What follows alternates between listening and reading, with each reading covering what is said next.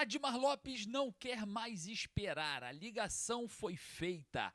Lamáquia já avisou Pedrinho. Eu vou trazer informações importantes sobre a venda da SAF, mercado da bola, interesse no setor defensivo. O Vasco vai reforçar esse setor na próxima janela. E é claro, vamos falar muito sobre o Vasco no Campeonato Brasileiro, jogo importante contra o Olímpia e muito mais. Salve você antenado aqui no canal, meu nome é Lineker Biondi, estou chegando com tudo nesse momento, nesse domingão, para levar você para pertinho de todas as informações do Vasco aqui no canal. Vale lembrar, se você não é Vasco, não torce para o Vasco, você pode ir embora, pode sair, não precisa ficar, porque aqui a gente só fala de Vasco. E você também acredita que existem vascaínos que ainda não são inscritos aqui no canal, que é literalmente exclusivo para eles? Tem muitos vascaínos que não estão inscritos. E eu acho que você é um, então corre ali embaixo, confirma a sua inscrição, botãozinho escrito inscreva-se aqui embaixo, faça parte do canal que foi criado somente para você e eu quero te encontrar todos os dias aqui, inscrito e também com o seu joinha que avisa para a plataforma aqui, ó, falar do nosso Vascão da Gama, do Gigante da Colina é positivo. Se você deixar o seu like, você fala isso para a plataforma. O Vascão acaba tendo os top trends, né, da plataforma, começa a subir aqui e a gente vai estar, obviamente, sempre lutando por um Vasco melhor. Você, torcedor vascaíno, eu vou falar muito sobre a venda da SAF do Vasco, hein? Eu tenho informações importantes e o Lamáquia já avisou o Pedrinho. Eu vou falar para você também sobre todas as informações que eu tenho sobre o mercado da bola, o interesse em reforçar o setor defensivo e, claro, muito mais nesse domingão. Rapidinho, particularmente, né? Eu sou muito fã do domingo, eu gosto muito do domingo. Acho que é um momento que você fica mais recluso, mais em casa, já esperando a segunda-feira para iniciar o trabalho. Eu gosto muito do domingo, então por isso que nesse domingo eu peço o seu joinha, beleza? E olha só, vamos falar sobre a venda da SAF do Vasco. A situação dentro da diretoria do Vasco esquenta, hein? Porque existem pessoas que são contra a venda, pessoas que são muito contra a venda, pessoas que são a favor e pessoas que são muito a favor. Então, hoje existe uma divisão interna na diretoria do Vasco, principalmente nesse ano, né, de política. Muita gente dando muito pitaco. O presidente Pedrinho, eu apurei, é a favor da venda, tá? O presidente Pedrinho é a favor da venda, mas tem pares ali, tem pessoas ligadas ao presidente que, obviamente, foram nomeadas e até mesmo convidados para a gestão, que são contrárias à venda. Então, não está alinhada a diretoria do Vasco acerca disso. Isso não soou muito bem lá com o pessoal do Lamáquia. Inclusive, em reuniões, o Lamáquia exigiu que algumas pessoas ligadas à diretoria não participassem. Tá? Essa informação eu trago para vocês aqui de forma exclusiva. E outra, 90% das ações da Vasco SAF é o desejo de Marcos Lamáquia. Ele não vai abrir mão disso e muita gente está falando o seguinte, olha, o Lamáquia, ele quer 90%, não pode. Tem que ser 70%, igual era com a 777. O Vasco tem que ter mais controle. E é exatamente isso que Marcos Lamáquia não quer. Quer controlar o mais, vamos dizer assim, ser mais majoritário possível, exatamente por conta desse turbilhão de política do Vasco, que traz insegurança jurídica, segurança administrativa e muito mais. O Lamáquia não quer que ninguém meta a mão no negócio, que ninguém tenha poder de veto, porque ele não acredita que a política do Vasco seja benéfica ao clube. Por isso, os 90%, para que não tenha problemas com pessoas com mais intenções ou até mesmo pessoas que não são capacitadas para tal. A ideia dos 90% é ter autonomia e eliminar aquilo que é julgado pelo grupo como mais influências dentro do Vasco. E aí, torcedor, você é a favor de 90%? Você é a favor de 70%? Enfim, coloca aqui nos comentários. E óbvio, eu vou trazer para vocês aqui um vídeo muito interessante, tá? De um levantamento financeiro do Vasco agora, referente a 2024, e como que os gastos hoje são muito altos referente lá ao ano no qual o Vasco estava pior financeiramente. Então, a situação, ao invés de melhorar, de cortar gastos, os gastos hoje do Vasco são muito maiores do que 2024. E dentro de uma recuperação judicial, existem coisas aí que estão sendo difíceis de entender. Mas eu compreendi. Esses gastos muito altos, de formas de negociações com jogadores, muita coisa acontecendo, né? Muita gente investigando possíveis comissões, dinheiro para lá, dinheiro para cá, muita coisa está acontecendo. E, óbvio, eu vou trazer esse vídeo que exemplifica, explica, detalha muito bem como que esses custos de 2024 para cá só aumentaram. E a informação que eu tenho que o Vasco deve pedir mais um empréstimo Deep Finance com a Crefisa, porque já torrou tudo que tinha que torrar do Ryan, e a gente vai estar falando muito sobre isso futuramente. Mas preste atenção nesse vídeo, uma matéria muito interessante acerca das finanças do Vasco e como que os custos que eram para ser menores por conta da reestruturação do clube estão cada vez maiores. É loucura, mas preste atenção com detalhes. JP, vamos olhar o Vasco. O que está acontecendo com o Vasco? Olha aí, ó. Receita 2025, 628 milhões, 24, 529. Receitas principais, TV, marketing, venda de atletas.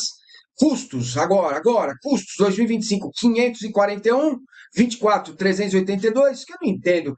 Está em recuperação judicial, gastou mais de um ano que o outro. Tem coisas que eu não consigo entender, é porque eu sou meio né, menor aqui da cérebro, pensa menos. Prejuízo sem recuperação judicial 232, resultado com recuperação judicial 81,2, empréstimo 99, Crefisa 86, vamos nessa. CNRD prevista 58,6. Como está o Vasco da Gama, Rodrigo Matos?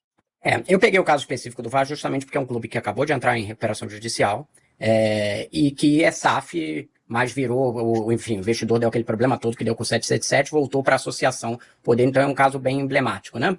O clube conseguiu ter um aumento de receita ali com patrocínio, com um contrato de TV, mas ele aumentou todo o seu custo. E aí entra essa discussão, aumentou o seu custo, que é 382 para 541, e também teve um investimento em jogador acima de 100 milhões de reais, né, de contratação de jogador. Teve que fazer um empréstimo, né, com a Crefisa, que garante ali 10% das ações da SAF se não for pago. E aí que gerou toda aquela discussão de conflito de interesse sobre empréstimo, mas o nosso ponto não é esse. E o que está aqui a CNRD prevista é que tem processos que já tem na CNRD contra o Vasco de 58 milhões e que o Vasco vai tentar fazer um plano e jogar tudo dentro da recuperação judicial para ser pago a longos, digamos assim, a parcelas longas. Se você mudar para a próxima tela, por favor, Massini, aí é o parecer do Conselho Fiscal do Vasco, que pontua justamente isso, que o clube está acumulando prejuízos e que se não tivesse a recuperação judicial, que conta ali como uma receita financeira e por isso vira superávit, o clube teria um prejuízo de 232 milhões de reais. E aí também o Conselho Fiscal pontua que é um clube em recuperação judicial, mas que mesmo assim foram realizados investimentos significativos na aquisição de atletas em montante aproximadamente de 100 milhões de reais. Então, eu acho que o que gera de discussão aqui no Vasco um clube entra em recuperação, medida completamente legítima e legal dentro do sistema brasileiro. E o que você poderia prever dele? Vai cortar custo para começar a se ajeitar e começar a pagar a dívida. Aí ele aumenta o custo e aumenta o investimento em contratação. Esse tipo de modelo faz sentido para a gente? Isso não vai virar um estímulo à recuperação judicial? Sim. Exatamente como todo clube vai falar assim, não, beleza, eu entro na recuperação aqui, mas eu vou continuar gastando dinheiro em jogador. Assim, hoje, pelo fair play, o que a gente tem, que a gente já mostrou aqui, é uma restrição de que você não pode aumentar o custo, mas a recuperação do Vasco foi antes do fair play ser válido. Botafogo, por exemplo, que entrou agora, acho que vai ter essa restrição, e de você não poder investir mais do que você vendeu. Mas ainda assim, você não deveria ser obrigado a ter uma geração de caixa para você começar a pagar os credores, porque você está ganhando o benefício dos credores, né? Benefício da justiça, desculpa, mas um benefício para o pagamento para os credores. Você não tem que dar uma demonstração mais cabal de que o pagamento dos credores é a sua prioridade, visto que você vai ter um desconto da sua dívida? Eu acho que é essa discussão que acaba muito posta no Vasco e que mostra no balanço desse aumento de custo e gasto que é discutido até internamente dentro do clube pelo parecer do Conselho Fiscal. Você tem toda a razão. Perfeito. É isso. Você não pode pegar. A recuperação judicial, você tem que pegar o dinheiro para pagar o teu credor. Vai ter uma fila de credores, sua vantagem é poder criar uma fila de credores e ir pagando os credores. A prioridade tem que ser pagar credor, é evidente. E é exatamente por conta dessas situações que Marcos Lamacchia quer 90%. A situação está completamente em turbilhão no Vasco, está inflamada. Está literalmente implodindo. São muitas pessoas contrárias à venda, muitas contrárias a 90%, mas o grupo do Lamacchia não vai abrir mão para não deixar espaço para pessoas que é considerada pelo grupo maléficas ao Vasco. Inclusive em reuniões não eles pedem para não ter presença de algumas pessoas, tá? Olha, a situação está cada vez mais quente e eu vou trazer para vocês tudo, beleza? Olha só, vamos falar um pouco sobre futebol. O Admar Lopes não quer nem saber. Ele não quer esperar. Vamos falar muito sobre negociações. O Vasco já ligou, a ligação foi feita para o zagueiro Léo Duarte. Exatamente, o jogador está em final de contrato, no mês que vem está livre no mercado. O atleta atua hoje pelo Başakşehir, lá da Turquia, e não existe negociação de renovação contratual. Tá tudo agarrado. O Vasco já ligou e quer informações sobre o zagueiro, que foi aqui do Flamengo, né? Jogador que foi para o Milan da Itália e agora está no Başakşehir, lá da Turquia. Pode ser reforço do Vasco para pós-Copa do Mundo, né? Para depois que a janela abrir lá em julho, e a gente vai estar observando esse cenário de negociações. Sobre a Arboleda, hein? Estou atualizando vocês sobre o zagueiro do São Paulo. O São Paulo que está de olho em Inestrosa para uma possível troca, deve integrar o Arboleda de volta ali ao time para atuar. A ideia, principalmente após o Dorival Júnior ser contratado, seria recuperar o jogador, valorizar o passe de uma possível saída e ter poder de barganha no mercado. Arboleda sumiu, né, aquela vez lá do São Paulo, ficou longe muito por conta da utilização do atleta através do Roger Machado, o último técnico do São Paulo. O Vasco se interessou na contratação do jogador, a diretoria do São Paulo ficou sabendo sobre o interesse e logo já saiu rumor interno dentro da diretoria. Lembra do Inestrosa? Só que, obviamente, o Vasco não deve fazer o negócio. A gente está observando a situação do Arboleda de perto porque é o interesse real do Vasco nesse jogador. Bom, informação importante sobre Olímpia e Vasco, tá? Defensores del Chaco lotado.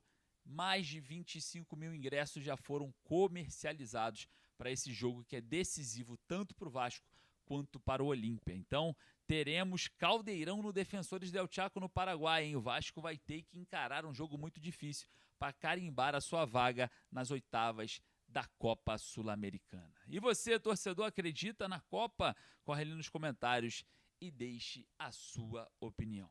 Eu vou ficando por aqui, daqui a pouco eu volto com mais informações. Tá pegando fogo, tá explodindo, muita coisa acontecendo no Vasco e muita coisa pode acontecer a qualquer momento. E eu volto aqui para atualizar você. Então eu peço para você humildemente o seu like, o seu joinha, só para avisar para a plataforma que é conteúdo de Vascão e é positivo. E o nosso Vascão da Gama mirando um futuro muito melhor, se Deus quiser. Um abraço!